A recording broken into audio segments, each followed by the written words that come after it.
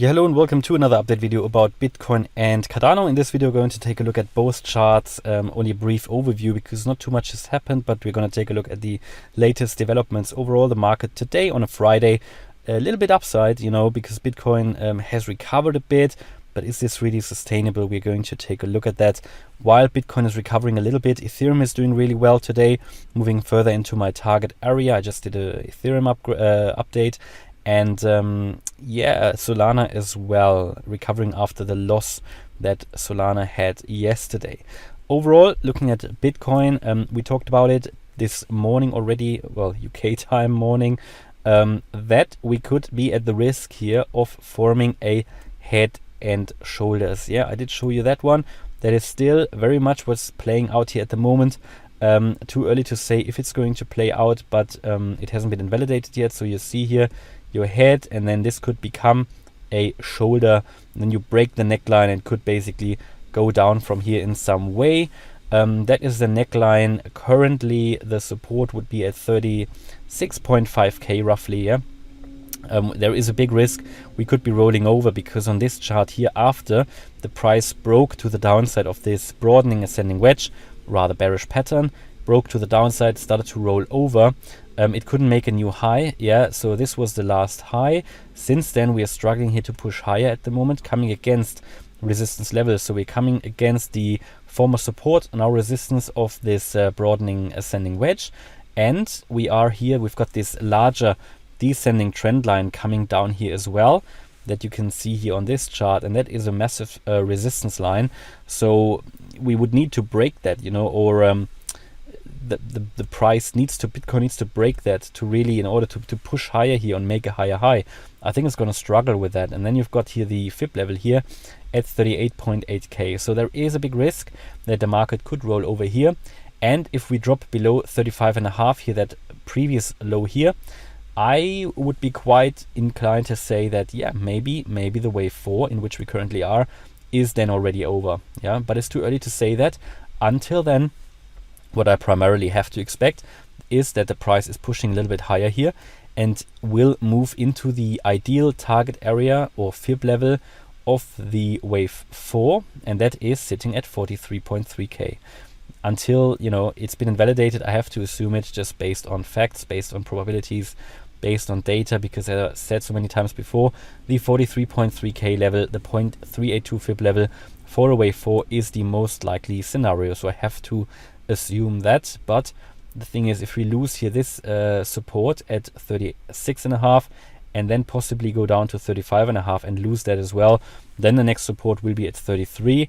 And if we're losing that, I mean, then definitely, you never know 100%, but with a very high probability, the wave 4 was then already in here, but the chances increase already if we break here below 35.5 and then below 33. I think you're on the way down all the way to 30 or even here 28.7k, which is where my target area starts. That's the area we've been talking about for months, where the price could land, and here we are, very close. So by no means I would say that we're already here back in a bull run. All we're doing here is correcting. Yeah, it's a correction of a downtrend, and Bitcoin is having difficulties to push into this target area, whereas Ethereum is doing it a little bit more, which is normal because Bitcoin is less volatile than most altcoins. And Cardano is still moving sideways here in this triangle. In this triangle, we are getting very close to the apex now. At the moment, the apex would be on the 7th of February. Yeah, that is really where the price couldn't move anymore. I would expect a breakout before that happens. Otherwise, there is really no movement anymore in the price. But I said before that it's just moving sideways. I mean, look at the RSI, just hovering at the 50 line here on the 4-hour chart. The MACD is just moving sideways. There isn't really any movement anymore. And we took a look at the Bollinger Bands. They're getting tighter and tighter. And when they get tighter, at some point you see a breakout. And we talked about the breakout targets here from that triangle. If it's pretty much impossible to say, is the price going to break out up or not? Personally, I would say, because there is a risk that Bitcoin is rolling over, that would then also drag ADA down. So I would say maybe it's going rather to the downside.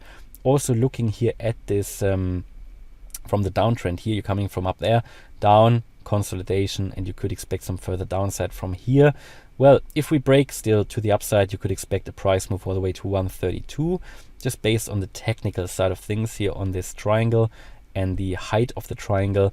You use that normally and add it to the breakout point, and then you get to 132 at the to the upside, or roughly 80 cents to the downside. And that could then also be the catalyst to push us further down here to my target area. That doesn't need to be reached necessarily, but it's there if we lose 92 cents. That's the key support level here.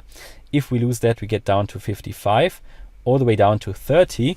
These are the fib levels, again, Fibonacci's, the Fibonacci retracement levels that altcoins normally reach. There was another scenario previously on the chart, but Cardano did move down too much, and that wasn't validated. So we have to go to the higher level wave count, and based on that, these are the two key fib levels here, within which I would expect the price to go if we lose the 92 cent support level. Yeah, and that is where we are here currently with Cardano and Bitcoin. Exciting times. Looking a bit boring here on the Bitcoin chart and the Cardano chart, but I tell you one thing, and I communicated it to all channel members yesterday on the Telegram chat. It has been seen so many times in bull runs that a lot of people, when they start to lose interest and when they can't stand watching the charts anymore because they're just moving sideways, they're moving down, and they exit the market at some and that was pretty much here as well, you know, back in July. That's when people get not interested anymore and people leave the markets. That's when this, you know, the prices often go up, and that's where people miss out. And then people get interested up here, start buying, but that is actually when you should get, you know, that's when you should lose interest. That's when you should exit the market. It is just how it is. So a lot is just mentality and thinking and having the right attitude, really. So get interested here, even though it might be a bit boring to watch, but start to lose interest when we get to new all-time highs, because that is typically when the market is then at some point going to turn around again. Yeah, so don't just think it's also boring and you know, leave the market, because some good times could be coming, you know, shortly as the correction will be completed. Not only for ADA, not only for Bitcoin, but for all altcoins as well, or for most altcoins, maybe not all of them. All right, hopefully you liked the update about Bitcoin and Cardano. If you did, please smash the like button and subscribe. And if you really like the content, maybe consider to join as channel member. And you can do that on my website or here on YouTube. And you can then get access to the chat group on Telegram, Discord as well, and for a weekly live stream. Thanks a lot for watching. Bye-bye.